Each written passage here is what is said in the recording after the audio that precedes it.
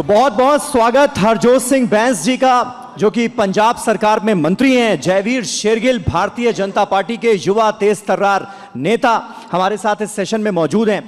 जयवीर जी, शुरुआत आपसे ही कर लेते हैं। अब की बार 400 पार ये कहना बंद कर दिया है क्या भारतीय जनता पार्टी के नेताओं ने? जो नेता आज आम आदमी पार्टी का, कांग्रेस का यहां आ रहा है वो ये कह रहा है, अब तो रैलियों में भी बड़े बड़े नेता ये बात कह रहे हैं कि देखिए जी, अब इनको एहसास हो गया, सेकंड फेज के बाद ही, थर्ड फेज के बाद तो नारे ही नहीं लग रहे हैं 400 पार वाले। पहले तो शुक्रिया, सत श्री अकाल साਰਿਆਂ ਨੂੰ, और आपका टीवी 9 भारतवर्ष की जो टीम है उसका चंडीगढ़ और हमारे पंजाब की पावन पवित्र धरती पे बहुत बहुत स्वागत। Thank you. और जितना कि ऐसी सारे पंजाबी कहने जी आया नो, आपका बहुत बहुत स्वागत। दो तीन बातें ओपनिंग रिमार्क्स। आपने कहा कि क्या थक गए हैं क्या 400 पार कह के। देखिए, एक बात मैं स्पष्ट कर देता हूं कि 2024 में ये जरूर हो सकता है कि घोड़ा घास से दोस्ती कर ले, ये जरूर हो सकता है कि सूरज पश्चिम से उग जाए, ये जरूर हो सकता है डायनासोर धरती पे वापस आ जाएं, पर ये नहीं हो सकता कि विपक्ष और ये इंडी ब्लॉक सरकार बना ले, क्योंकि आएगा तो मोदी ही, ये तय है। पहली बात। दूसरी बात, आज पूरे चुनाव में, और मैं आम आदमी पार्टी को उस गणित में नहीं गिन रहा हूं, प्रश्न कश्मीर से लेकर कन्याकुमारी तक ये है कि 2024 में हमने डंके की चोट पे हुंकार लगाई, अब की बार 400 पार। दूसरी तरफ कांग्रेस पार्टी के हर कार्यकर्ता के जहन में एक प्रश्न उठ रहा है, क्या होगा इस बार 40 पार? देखिए, अब लड़ाई किन दो विचारधाराओं के बीच में है। इतिहास गवाह है कि डाकू हमेशा भेष बदल के आते हैं। रावण आया साधु बन के, मारे छाया हिरण बन के। अब जनता की देश जानती है, देश को दोबारा लूटने आ रहे हैं ये लोग विपक्ष बन के। तो एक तरफ मोदी का विकास का लहर है, दूसरी तरफ इनका भ्रष्टाचार का कहर है।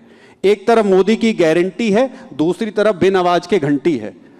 एक तरफ मोदी जी की साफ सुथरी राजनीति है, दूसरी तरफ भ्रष्टाचार से लदी हुई राजनीति है। एक तरफ शिक्षा, सुरक्षा, सफाई, एक तरफ शराब, शीश महल और भ्रष्टाचार वाली राजनीति है। तो मैं कहता हूं, वो पिक्चर आई थी और बहुत मांगे, उसका डायलॉग बहुत फेमस हुआ था, ये दिल मांगे मोर। हाँ। अब पूरे देश में एक ही आवाज है, ये दिल मांगे मोर, मोदी सरकार वंस मोर। बैस साहब, इधर से आप इतने सारे आरोप लगा दीजिए, उधर से जवाब सिर्फ एक, नरेंद्र मोदी और मोदी की गारंटी। ये गारंटी अभी भी चलती हुई नजर आ रही है क्या? मैं सुन रहा था और मेरा इनसे सवाल है, भाजपा जो नारा देती है कि अब की बार 400 पार, पर हकीकत यह उनको अब की बार 400 पार मिल नहीं रहा उम्मीदवार। इनको उम्मीदवार तो मिल नहीं रहे।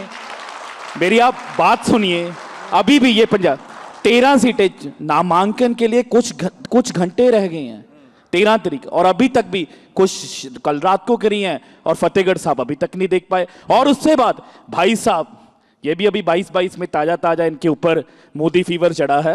पहले तो ये भी 10 साल हमारे साथ ही रहे थे, और हो सकता है ईडी उडी का कुछ चक्कर हो, भगवान जाने। मैं आपको ये भी बता दूं, जो ये जयवीर जी बता सकते हैं? नहीं, एक सेकंड, अब एक सेकंड, लेट मी फिनिश।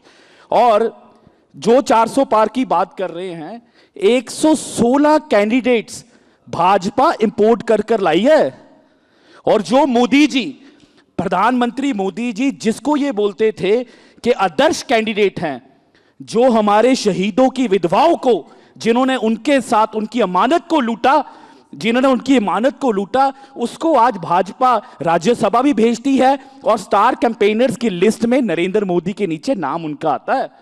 आप अजीत पवार की बात करें, जिनको प्रधानमंत्री नरेंद्र मोदी बोलते हैं naturally corrupt party, naturally corrupt politician, आज उनको आप डिप्टी चीफ मिनिस्टर बनाते हैं, और स्टार कैंपेनर के लिस्ट के नीचे बिल्कुल उनका नाम है। हर चौथा उम्मीदवार, इट्स अ फैक्ट, आप चेक करा लें, आज भाजपा का हर चौथा उम्मीदवार कांग्रेस या दूसरी पार्टियों से इंपोर्टेड है।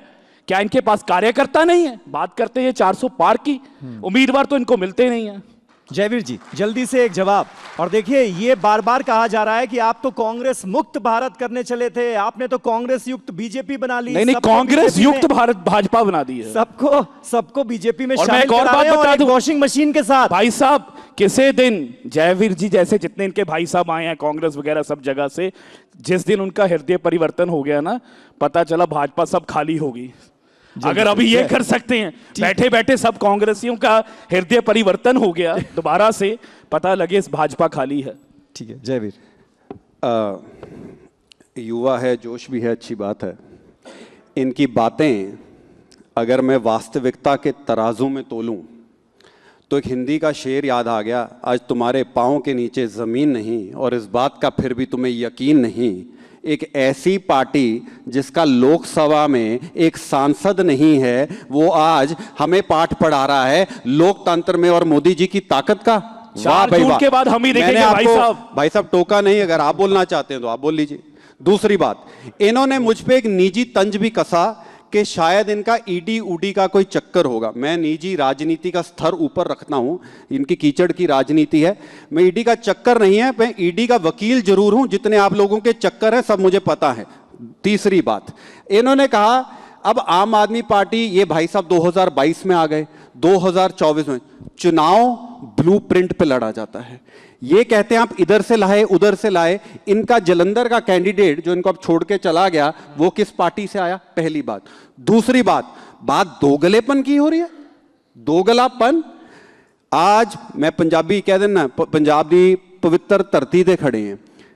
आज ऐसा नेता अरविंद केजरीवाल, जिसने राजीव गांधी का भारत रत्न सिख नरसिंहार पे वापस लेने की बात की थी, आज वही अरविंद केजरीवाल राहुल गांधी से पप्पियां झप्पियां डाल रहा है।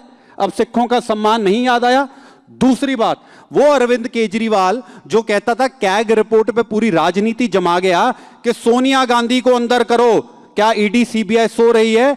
आज वही अरविंद केजरीवाल की कैग रिपोर्ट कह रही है कि 2000 करोड़ का घोटाला कर गए। आज वो अरविंद केजरीवाल जो कहता था हाय हाय लाल बत्ती, बिल्कुल नहीं, सरकारी घर बिल्कुल नहीं, आज पंजाब पुलिस ने ऐसे आपके होटल के आसपास जाल बिछाया हुआ है जैसे 10 मुल्कों के प्रधानमंत्री यहां उपस्थित हो रहे हो। चौथी बात, अब बात आती है मुद्दों पे, क्योंकि पंजाब पे आज जनता के बीच में एक तरफ मोदी की गारंटी है, उसकी शान है। फर्क देखिए दो राजनीति में।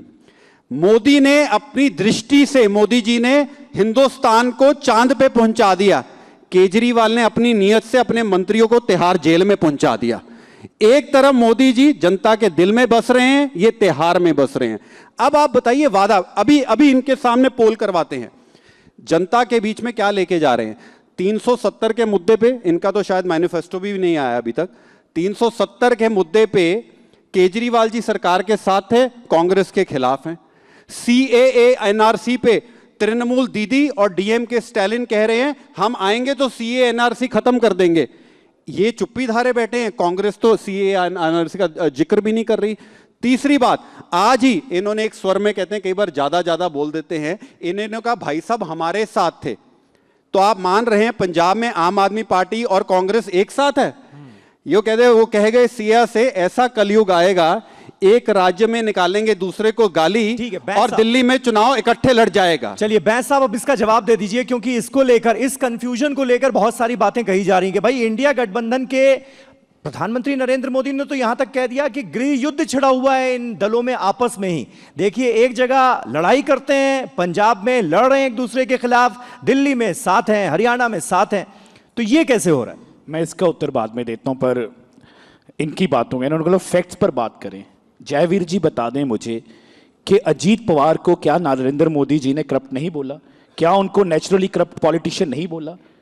क्या अशोक चौहान को उनको नहीं बोला कि इन्होंने विधवाओं के पैसे खाए हैं, आदर्श स्कैम का घोटाला किया है? And it's a long list, Tapas Roy, Chhagan Bhujbal, पता नहीं, लंबी लिस्ट है। 116 उम्मीदवार ये इंपोर्ट कर लाए हैं। बात करते हैं चार, सब हर चौथा उम्मीदवार भाजपा का किसी दूसरी पार्टी से आया। क्या इनको अपने कार्यकर्ताओं पर यकीन नहीं है? कल मेरे क्षेत्र अनंतपुर, एक सेकंड, हाँ, कल मेरे क्षेत्र की भाजपा ने टिकट अनाउंस की है। मैं आपको अपना मोबाइल दिखा देता हूं। हर भाजपा लीडर का, हर भाजपा कार्यकर्ता का मुबारकबाद का मैसेज आया कि भाई साहब हम कहते हम मेहनत कर देते हैं, हम मेहनत कर कर थक जाते हैं और ये बाहर से किसी को लाकर टिकटें दे देते हैं। इसके बाद नेक्स्ट बात इन्होंने बोला, मैंने तो इनको, क्योंकि हमारे वकील भाई भी हैं, इन्होंने खुद ही बोल दिया, मैंने कहा कोई ईडी उडी का है, इन्होंने खुद ही बोल दिया कि ईडी के अब ये वकील बन गए हैं। मतलब कोई तो सांठगांठ हुई होगी ना, क्या 22 से पहले थे? भाई साहब, अभी अभी भाई साहब, टीवी 9 भारतवर्ष पर कन्फेशन किया इन्होंने कि हाँ यार अब मैं वकील बन गया उनका, यानी कोई तो सांठगांठ हुई होगी। या भाई जल्दी से जवाब दे दीजिए। नहीं अभी ऐसा नहीं है ना भाई साहब, नहीं ऐसा धक्का मत करो यार, दोनों से सवाल जवाब ऐसा धक्का मत करो, अभी आने दो। और ये बोले कि आज धक्का तो पंजाब के साथ कर रहे हो भाई साहब, हम ये आपके साथ नहीं कर रहे, आप पंजाब के अभी आने दो मुझे। ठीक है, बहस आप कंप्लीट कर लीजिए जल्दी से। फिर इन्होंने बोला जी आज आम आदमी पार्टी का एक भी सांसद नहीं है हमारे, चुनाव चल रहा है, we are in the mid of elections, 4 जून को बात करना।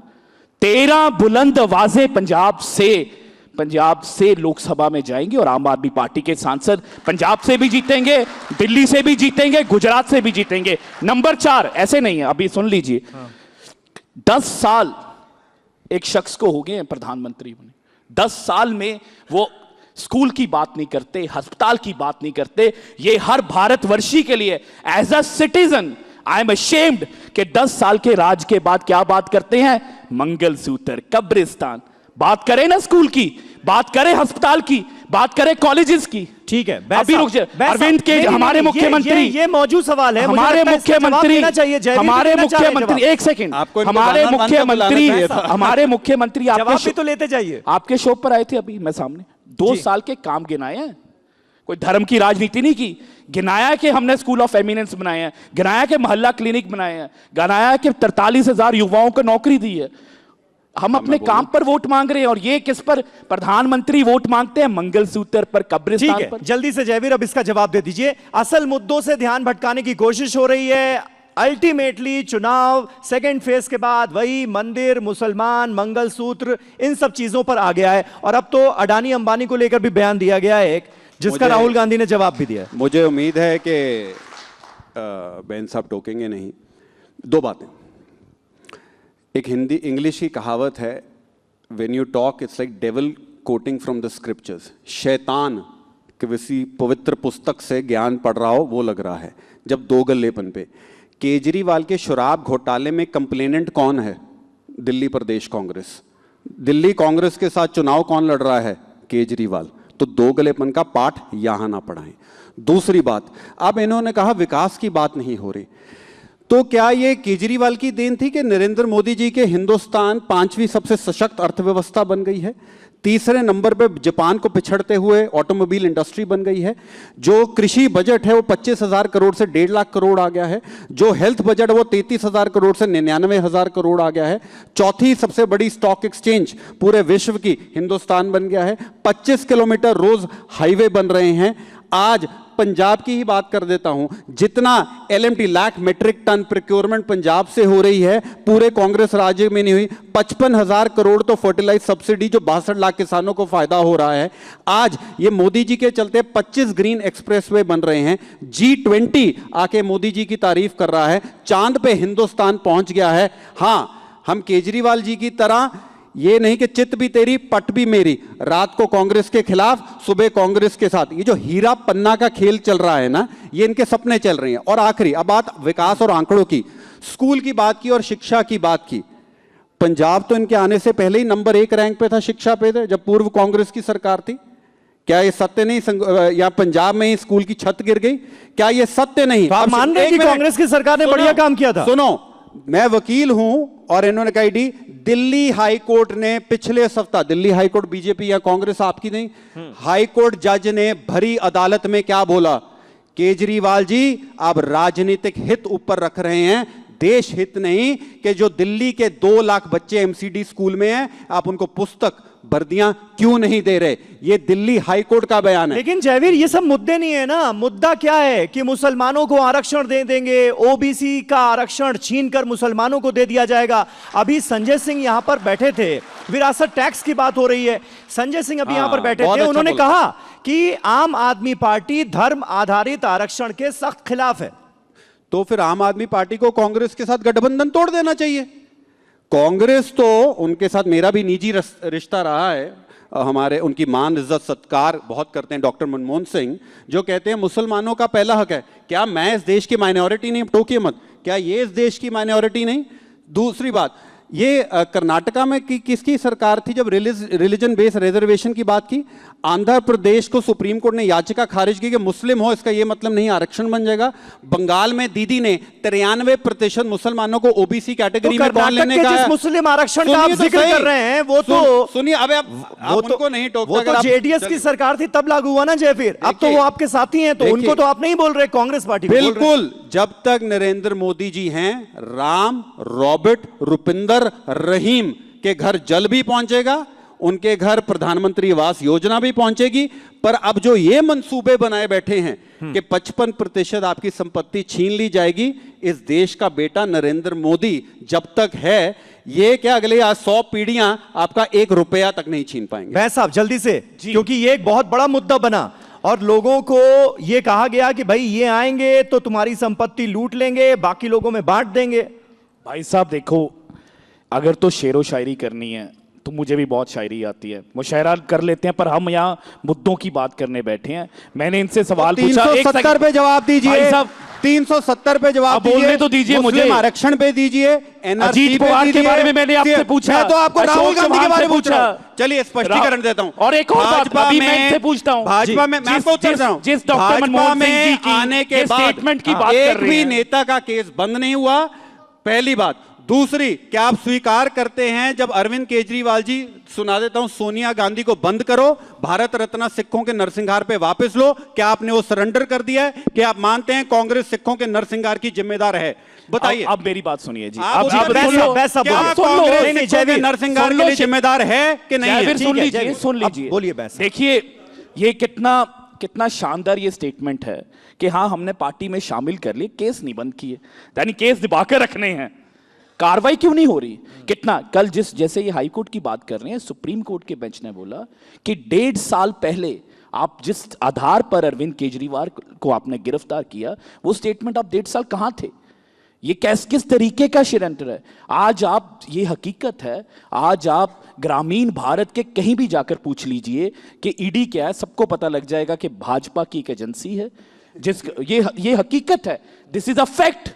और आप अगर, और दूसरी बात जो ये विकास की बात करते हैं, जो ये विकास की बात करते हैं, तो प्रधानमंत्री मोदी बोलते क्यों नहीं कि ऐसी क्या मजबूरी है कि उनको फिर से बदलिए बोल रहे हैं, कब्रिस्तान, गलत चैनल देख रहे हैं, कब्रिस्तान और मंगलसूत्र की बात करनी पड़ती है, देखा कीजिए, कब्रिस्तान और मंगलसूत्र की बात करनी पड़ती है, कैसी क्या बात है? हमारे मुख्यमंत्री भगवंत मान जी, हमारे नेता, हम वोट मांगते हैं सरकारी स्कूलों पर, हम वोट मांगते हैं मोहल्ला क्लिनिक पर, हम वोट मांग रहे हैं 43,000 नौकरियों पर, हम वोट मांग रहे हैं कि अब नहरी पानी पंजाब के हर खेत तक पहुंच रहा है, यह हकीकत है। और अभी फिर इनका मंसूबा देखिए, तो 370 सिखों के नरसंहार पे जवाब क्यों नहीं दे रहे भाई साहब? इसके बाद क्या हुआ? डर लग रहा है, सिखों के साथ खड़े होने के लिए डर लग रहा है। सारी उम्र कांग्रेस जिम्मेदार है सिखों के उम्र कांग्रेस में बिताकर, तो केजरीवाल ने सारी उम्र क्या किया? हाँ हुआ है, देश हित में हुआ है सारे। और आप लोग कौन सी किताब पढ़कर हुआ है? झूठों के फौज, जुमलों पे मौत, पीएमएलए पढ़कर हुआ है। जब कांग्रेस में भी था तब भी जगदीश टाइटलर के खिलाफ बयान देता था। सारी आप लोग क्या बयान दे रहे हैं? चुप्पी साथ के बैठे हैं, यहाँ पे हम ये कर देंगे, वो कर देंगे। बोलिए, राजीव गांधी जिम्मेदार है, लेकिन बार बार उनकी तरफ से ये कहा जाता है कि ये केंद्रीय जांच एजेंसियों का डर दिखाकर लोगों को लाया जाता है, हम स्कूल की अगर नहीं आए तो जांच शुरू कर देंगे। अब इन्होंने कहा कि जांच एजेंसियों का डर दिखाया जाता है। बिल्कुल। अब 2 मिनट दीजिए, मैं 14 विपक्षी पार्टियां, आपके चैनल ने भी खबर दिखाई थी, रिपोर्ट मेरे पास है, सुप्रीम कोर्ट गए कि ईडी और सीबीआई का दुरुपयोग हो रहा है, इनको रोकिए। सुप्रीम कोर्ट ने सिरे से खारिज कर दी। मैं ये जब पंजाब पुलिस कांग्रेस के कैंडिडेट को सुबह 7 बजे, सुखपाल खेरा जो कांग्रेस के किसान सेल के अध्यक्ष है, बिना पानी पीने की इजाजत भी नहीं देती और पकड़ के ले जाती है, या ओपी सोनी को अमृतसर से पकड़ती है, तब तो वही कांग्रेस कहती है कि बदले की राजनीति है। और जब कांग्रेस प्रेस कॉन्फ्रेंस करती है, अरविंद केजरीवाल शराब घोटाले में लथपथ हैं, तब ईडी ठीक होती है। पर जब वही ईडी इनके साथियों के साथ आ जाती है जयवीर, वो शराब खराब हो जाती घोटाले है। पर अभी संजय सिंह कह रहे थे कि 1 रुपए की रिकवरी नहीं हुई तो है। कोर्ट में शरद रेड्डी का 50 नाम करोड़ बार बार ले लिया लेंगे। जा रहा है। जयवीर, शरद रेड्डी का तो नाम वो बार बार ले रहे हैं, तुम्हें- कह रहे हैं 55 करोड़ का चंदा दिया बहुत- बीजेपी को, उसके खिलाफ कुछ करते नहीं है। आम आदमी पार्टी के नेताओं के पीछे पड़े। पार्टियां आती जाती रहेंगी, मैं बदलता रहूंगा, ये बदलते रहेंगे जी। क्या आज हम नहीं बदलेंगे भाई साहब, सुप्रीम कोर्ट हम में आवाज संदेह रख रहे हैं? क्या आप बदले तो आप 2024 में जाएंगे। हम नहीं बदलेंगे। सुनिए, क्या आप सुप्रीम कोर्ट में संदेह रख रहे हैं? मनीष सिसोदिया, संजय सिंह को कितनी देर बाद बेल हुई? एक इनके साथी विलायत में बैठे हैं ना, हाई कोर्ट ने बेल नहीं की। क्या सुप्रीम कोर्ट 1.5 साल से अगर कुछ नहीं होता? अरविंद केजरीवाल सच्चाई की राजनीति की बात करते हैं, ठोक के कहते हैं मैं पहले दिन आ रहा हूं, चूहे की तरह 9 बार सम्मन पे नहीं गए। क्यों नहीं गए? वो कह रहे हैं इसलिए नहीं गए तो क्योंकि गिरफ्तारी। तो आप क्या राजा बहस हैं? साहब। कानून से ऊपर चले गए, 9 बार ठीक। जाते। चौथी बात, हाँ। सुप्रीम कोर्ट ने ये ऑर्डर दिखाए जहां एक भी आम आदमी पार्टी नेता को कहा हो ये बेगुनाह है या इस केस में इनके हक में ऑर्डर दिखाए, मैं अभी सरेंडर करता हूं। ट्रायल हो गया। नहीं, आप बोल रहे हो Trial supreme has court not ने कहा begun। कैसी बात कि कर रहे हैं बयान भाई कहाँ साहब? है? वकील होकर ऐसी 1.5 बात साल कर से रहे हैं। अंदर क्यों है? Trial has not 1.5 begun। साल ठीक से है, अंदर बैसा। क्यों है? Why are Baisa. they behind bars for the past 1.5 years? ठीक है, जल्दी से, वक्त कम है, बैस साहब इसका जवाब। मेरा आपसे सीधी सी बात है, अगर ये बात है तो आपको याद होगा इस देश में इतिहास में पहली बार ऐसा हुआ था कि सुप्रीम कोर्ट के जज, उनको प्रेस कॉन्फ्रेंस करनी पड़ी थी। Since it's a sub judice matter, मैं इस बात पर हर भारतीय बात समझता है क्या खेल हो रहा है, पर हमें फिर भी इस देश के संविधान में, वो संविधान जिसको भाजपा बदलना चाहती है, वो संविधान जो बाबा साहब अंबेडकर का संविधान है, हमें उसमें पूर्ण विश्वास है। As a lawyer, as a citizen, as a आपियन, I have full trust in judiciary of this country, और मुझे पूर्ण विश्वास है सुप्रीम कोर्ट से इंसाफ होगा। और मैं आपको एक और बात बता दूं, सबसे बड़ी कचहरी जनता की कचहरी होती है। 4 जून को नरेंद्र मोदी पछताएंगे कि वो कौन सी घड़ी थी जब अरविंद आज केजरीवाल को 1 जेल अप्रैल भेजा। वो कौन सी घड़ी थी जब अरविंद केजरीवाल को जेल भेजा? मेरी मैं बात याद इसमें एक रखो। बात जोड़ूंगा। मेरी जिस बात ये याद रखना, जिस बात का जिक्र 4 बैस साहब जून कर रहे हैं। को नरेंद्र मोदी पछताएंगे कि इसमें कौन पानी सी है ना? घड़ी थी इसमें मैंने पानी अरविंद ही है ना? केजरीवाल को जेल में डाला। इसमें पानी ही है ना? बिल्कुल पानी मैंने है कहा शायद कुछ। जयवीर, लेकिन हाँ। बैस साहब ने जिस बात का जिक्र किया ना कि अरविंद केजरीवाल जेल से जब छूट के आएंगे, आम आदमी पार्टी कह रही है कि शेर का इंतजार हो रहा है, शेर आएगा। अभी संजय सिंह बोलकर गए कि 20 सीटों का फर्क पड़ेगा। अरविंद केजरीवाल जैसे ही छूटेंगे, चुनाव प्रचार करेंगे, 20 सीटें कम होंगी आप लोगों की। देश का संविधान दिन में तारे देखने की और दिन में सपने देखने की इजाजत देता है। अरविंद केजरीवाल आएंगे, गुजरात में जीत जाएंगे। अरविंद केजरीवाल आएंगे, उत्तर प्रदेश में टक्कर दे देंगे। अरविंद केजरीवाल आएंगे, मध्य प्रदेश में टक्कर दे देंगे। अरविंद केजरीवाल अगले मुख्यमंत्री होंगे। इनकी खुद की सरकार अरविंद केजरीवाल को इंसुलिन तो पहुंचा नहीं पा रही, नहीं, तो पता लेकिन नहीं मुद्दे कहां से पहुंचा पंजाब में आप देगी। बैठे हैं, 117 में से 92 सीटें आ गई ना आम आदमी पार्टी की। देखिए, राजनीति में ये इन्होंने मेरे पे निजी तंज कसा, इन्होंने ओछी बात की। मैं इनको इनकी ही भाषा में बहुत अच्छी तरह इनकी तस्वीर उतार सकता था। जब ये जीते, ये लोकतंत्र हित में है, इनको पूरे बधाई के पात्र हैं, पर क्या ये विजय रथ चल पाएगा? इनका मौका था, एक मौका आप नू। इन्होंने तो बहुत बड़े झटके दे दिए पंजाब की जनता को। तो 2024 का जो चुनाव का नतीजा आएगा वो ट्रेलर है कि 2027 में भाजपा ही का ही मुख्यमंत्री यहीं चंडीगढ़ में तिरंगा लहराएगा। ये मैं कह के जा रहा हूं। चलिए, बहुत बहुत शुक्रिया, बहुत बहुत शुक्रिया। वक्त हमारे पास इतना ही था, इसलिए इस चर्चा को यहीं खत्म करना होगा। बैस साहब और जयवीर, आप दोनों ने बहुत अच्छे से अपनी अपनी पार्टी का रुख सामने रखा। बहुत बहुत शुक्रिया।